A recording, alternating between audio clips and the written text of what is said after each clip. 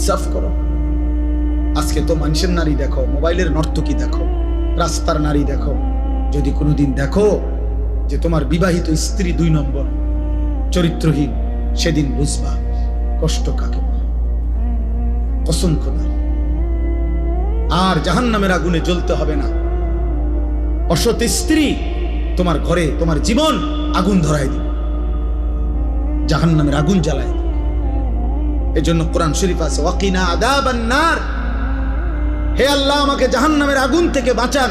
এই আয়াতের হযরত আলী একটা তাফসীর এটাও করছেন, আল মারআতুস সু, এই জাহান্নামের আযাব থেকে বাঁচান বলে উনি বলছেন এটার একটা ব্যাখ্যা এটা যে হে আল্লাহ আমাকে অসৎ নারী থেকে বাঁচান। অসৎ নারী জাহান্নাম, চরিত্রহীন নারী জাহান্নাম, ওই আগুনের টুকরা। সেদিন কষ্ট